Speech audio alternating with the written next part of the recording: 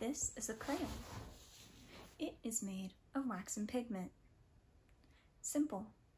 That's a crayon. Or is it?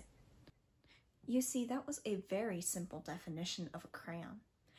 It is just wax and pigment, but you see, a crayon is far more than that, and we can go much deeper into what a crayon is.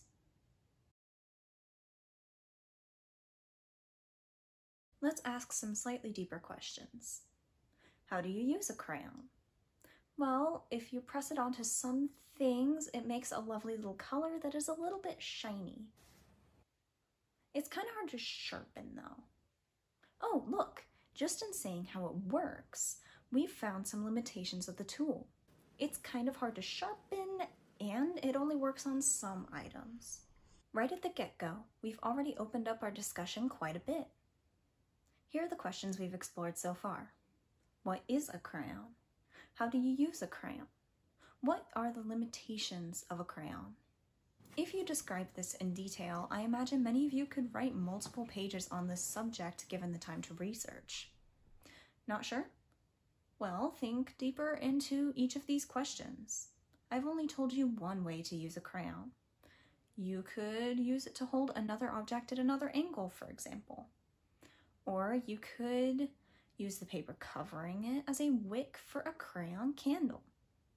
No use is too crazy or insignificant to mention.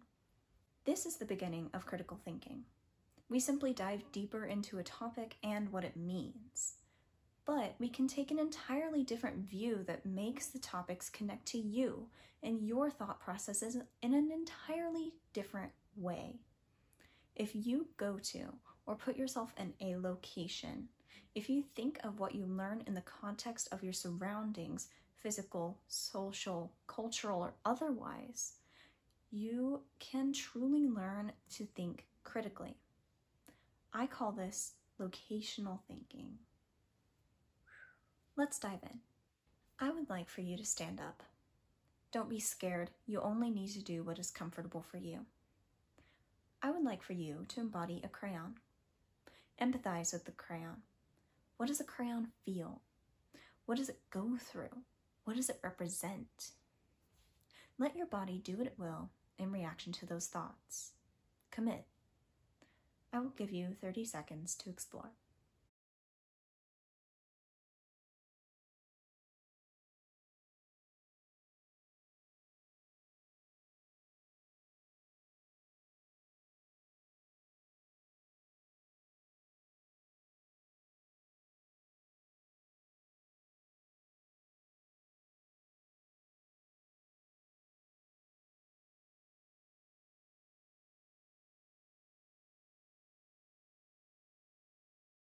I think you understand crayons a little differently than you used to. Perhaps you've had thoughts about crayons that you've never had before. But what happened in this 30 seconds that didn't happen before? See, most people who have grown up in the US are taught to believe a philosophy called dualism. Dualist views say that the mental and the physical are both real and neither can be assimilated to the other. The body is a prison of the mind. It is our limitation. If only our bodies were better. If only we were more flexible. If only. Our mindset needs to change.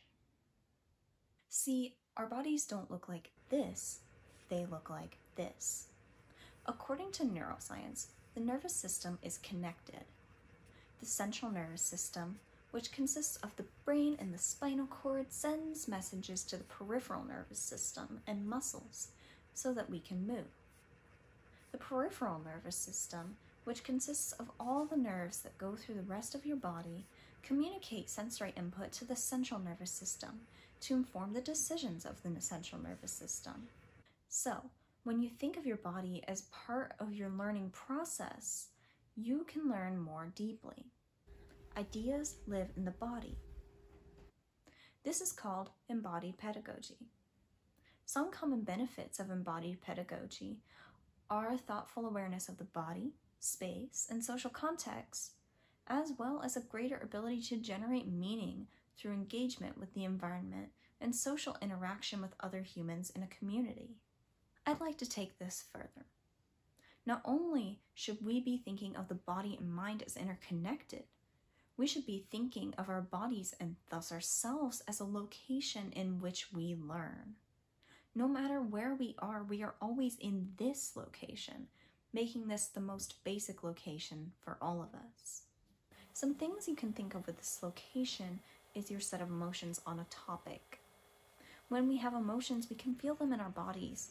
Our hearts beat faster from anxiety. Our gut tells us things.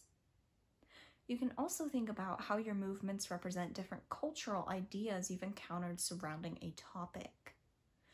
For example, if you imagined yourself as a crayon coloring a page, you may want to note that you represented yourself as coloring a page as opposed to a ceiling, meaning that you were likely socialized to believe that a page is the best place to color with a crayon. Now that we've thought of the body as a location, it's time to think of some other places where you can go to explore your topic of interest. Really think outside of the box on this one. Let's work through this with our crayon. Some locations could include, well, the internet is a location. You could always go to a good old-fashioned database or do a quick internet search. A crayon factory. Elementary schools. Perhaps we could go somewhere where crayons are not present, or maybe where they are discouraged. Maybe we can go a little darker, going to the graves of Binney and Smith, the creators of the Crayola crayon.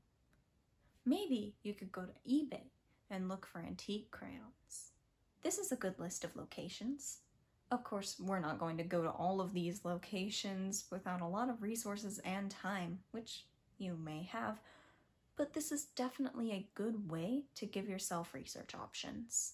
Once you've learned more about your topic, you can go into your cultural and social locations.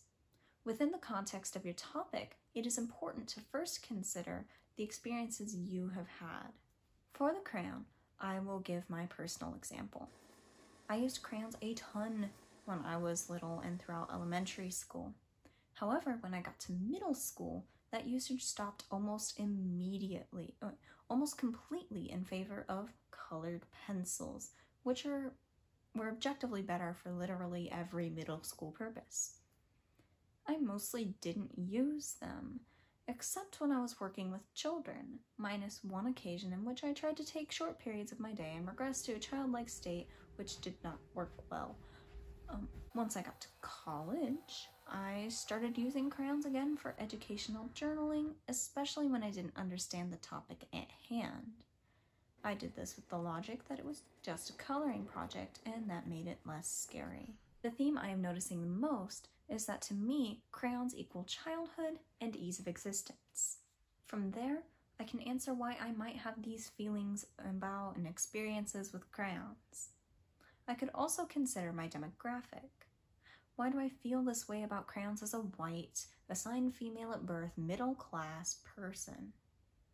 Once we reach this point, the amount about a topic you can learn increases significantly and you are inclined to think critically. So today we have learned a useful process for thinking critically that will almost certainly put you in a decent mindset to explore, make an argument about, or deepen your knowledge of any topic. Let's review. First, explore a topic on the surface level. Consider some things about it that look like assumptions you have made that aren't necessarily true, and choose to make those things into questions. For example, a crayon is for coloring, but we can ask what other uses for a crayon might be. Then put the ideas into your body and just move around. This is where we switch into locational thinking. Then consider, if you had infinite time and resources, where would you go to learn more about a topic and what you might gain from learning there? Research. Consider your research in the context of your cultural and social location, usually referred to as demographic, as well as your experiences. Then, come up with questions relating to those experiences. Start simple and then expand until you have something meaty. You're thinking critically. It really does benefit us to think of our location and our bodies while we're learning. I hope I've been able to take y'all on a journey through a new way of thinking. This type of thinking has helped me think critically for years, and I hope it will help you too. So, thanks for watching. See ya!